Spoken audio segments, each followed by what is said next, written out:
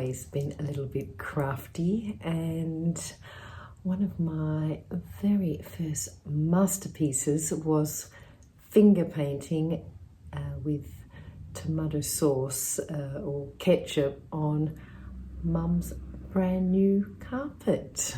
I was a little cheeky monkey. I had a wonderful childhood. My brother and I got to spend lots of time with my grandparents. My grandfather was an artist. He did these amazing caricatures. I always find that difficult to say. And he did watercolors and lots of drawing. And my grandmother was super crafty. She did lots of crochet and knitting, and she did macrame, leather work, and she had a spinning wheel. So she did all sorts of fun stuff. So we got to try all these different crafts.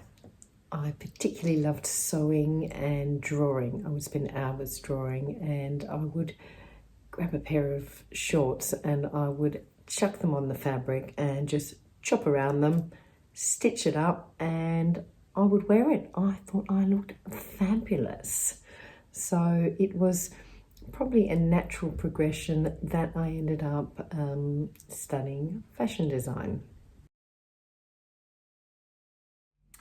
After finishing my diploma in fashion design and then making a couple of wedding dresses, I felt like a little bit of adventure. So I bought a ticket to Europe.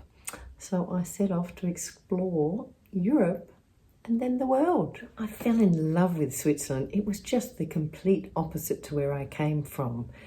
I came from somewhere that was flat and dry, where you could see the sky forever. And then I landed in Switzerland, which was full of mountains and lakes, and like the farmers knew all the name of the sheep.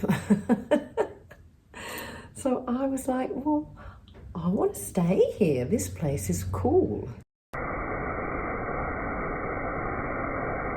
So in the beginning, I was only allowed to be in Switzerland seasonally. So I would stay in the summertime, and then I would go traveling in the winter. So one of my early long-term seasonal jobs was in an adventure sport company.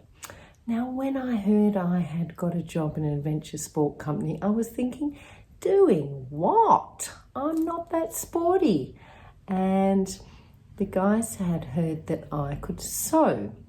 So I was employed to fix wetsuits. Like, what do you do in Switzerland? I'll be like, fix wetsuits?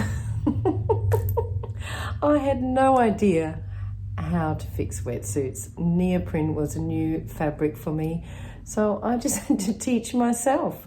In the off season, I would get my backpack, take my big old heavy SLR camera. I mean, God, nowadays it's a dream just to travel with an iPhone. And I would head off exploring. I would go to all these wonderful countries. I used to love to take little workshops. I have fond memories of eating pineapple, or perhaps it was a pineapple cocktail, while waiting for my batik to dry in Thailand.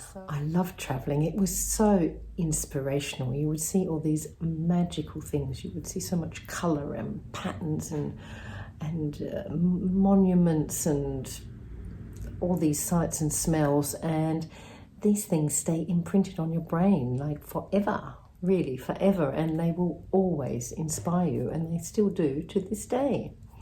So on one adventure down to New Zealand, I ended up getting a part-time job in a bead shop and taught myself how to make jewelry, and loved it so much that when I got back to Switzerland, I opened my own little bead shop.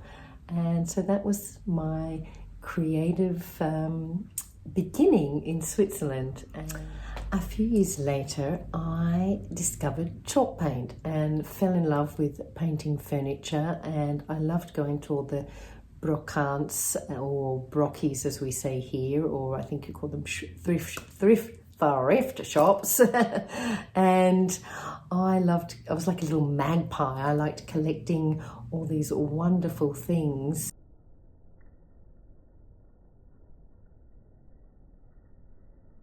I see the world through a unique lens, and I'm always searching for new and innovative ways to express myself and bring ideas to life. Moving ahead, I have a creative space called the Mad Cow. It has a huge workshop to house all my supplies and a shop in front. I teach workshops, and the shop is a showcase for all our beautiful handcrafts. I'm a multifaceted artist. I love to explore different mediums and experiment with vibrant colours and patterns. I'm also a bit of an upcycling queen, and I have a knack for turning old materials into beautiful art. You might call me a chameleon. So grab your paint, your glitter and glue, and let's go on an epic arty crafty adventure together. The possibilities are endless, and the only limit is our imagination. And perhaps I can use up some of my craft supplies. Cheers!